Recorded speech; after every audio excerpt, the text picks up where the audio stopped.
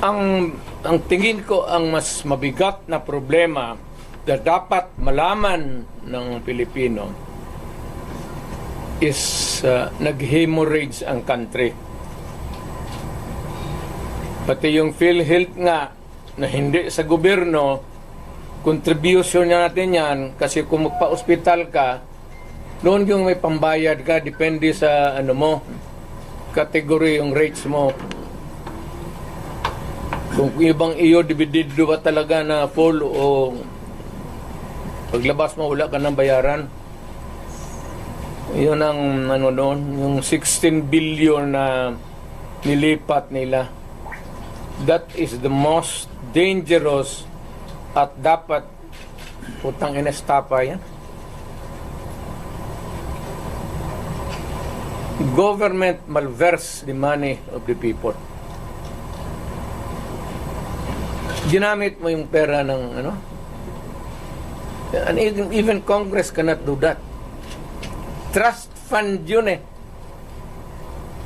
Galing inyo yun. Ako pati akin. Contribution yun natin para pag nagkasakit ka ng cancer, uterus, may pang-opera ka. Ang ating PhilHealth funds natin lahat was about 8.9 billion 89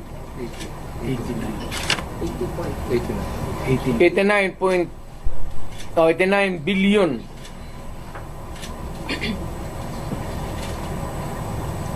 Of that 89 billion,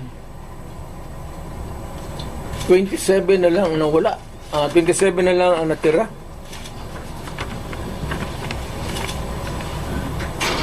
Paano yan? Hindi man maano ng Kongreso. Ang atin is, bakit nila pinakialaman? Pero Mr. President, if you see that it is really, may estafa case, na yan, ang problema ganito, if we're going to file a case sa court, but the justice system, the courts, is a government thing. No, the court ang pumapasok ang Supreme Court. Kana hinintuan na sila eh. Huwag mong pakialaman yan, kaya hindi yan inyo. Ako, fiscal ako. Ang alam mong, minalverse nila yung pera eh. Ang naiwan kasi 29 billion lang. Out of the 89, 29 na lang. But can we say, saan ang pera namin? Sabi daw, binalik Mayor. Ano, ibalik mo, wala mang pera. Maghiram nga ng pera eh. Ang gobyerno na ito, walang project. Wala kang nakita ng project. Maintenance na lang. Kasi ayuda, ano yan, AKAP, ayuda. Tupad. Yun, naubos doon. Naubos ni Romualdez kasi Romualdez, congressman lang, pero left and right ang pamigay niya. Oh, may tag 5 mil kayo ngayon. Nakita ko sa CCTV kagabi. Pera natin. Sus Maria Joseph Ginoo Romualdez, oy. Nangawa ka naman sana sa amin.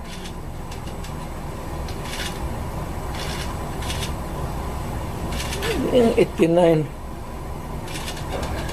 Ang Maharlika Fund, ang target nila sa ang 250 billion. Kinuna nila ang GSIS ng 62.5 billion. Yan pera rin ng mga taga-gobyerno yang empleyado. Kami sa namin.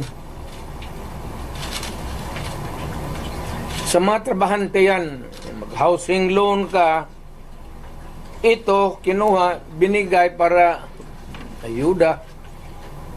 Ang mga membro nito, hindi na makaloon, enrollment ng mga bata, mahirapan sila nito kasi magkakaroon ito ng anomaly sa flow ng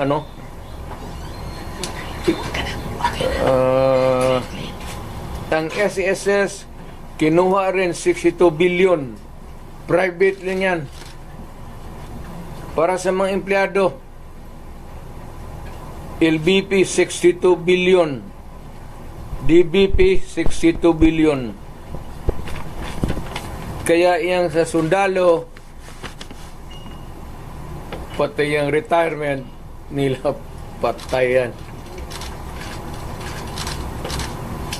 Given all these predicaments, sir, and you have the legal basis on the issues of fund. Kaya, meron Are na there legal remedies in your mind to meron na. Lahat ito, the example yung PhilHealth na binara sila, yun yan. Hindi man nila pera ito lahat. Ito ang problema ngayon. Gastusin nila ito, naiwan what is left from the original na ano nila. Kagaya nitong PhilHealth, 89 billion. Ang naiwan ay 29 billion na lang. So, kung walang pera, anong gawin nila? Maghiram. But they juggle Foreign those balloons. money. Wala na silang majagol dyan.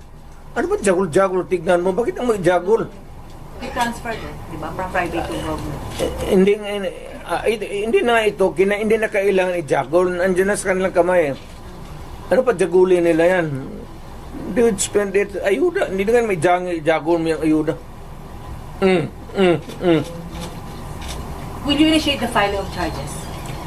Will you initiate the filing of charges? Or will you make a move to stop the government from taking Meron, those? it is, tignan natin ang resulta sa Supreme Court, yung sa PhilHealth ngayon. So, para may magkaroon tayo ng predicate of how to go about. They fear that you will call for a mass movement in Davao City given the situation Wala, from the PhilHealth to the Quadcom and Tignan ko lang. extrajudicial killings. Kung Mass mobilization of people power for that. ang alam ko ang sinong pupunta lang doon, ikaw pati ako, bakit ka mag... Dumara ka, sir, no? Alam ko man ang walang pupunta doon. Why? Mag-mass movement ako, tayong dalawa lang. Sir, ano sila, sir, na nawala na daw tong the magic of Duterte crowd? Magic, wala na. Matagal na yung walang magic. Sinabi ko, retired na ako. But when you say that, Hindi ko na, I do not need to be on the front or at the back or on the side. Retired na ako. Ang rating ko, baski ilagay mo ako dyan sa 1 to 10, mamili ka, 2, 3, 4, 5, 9.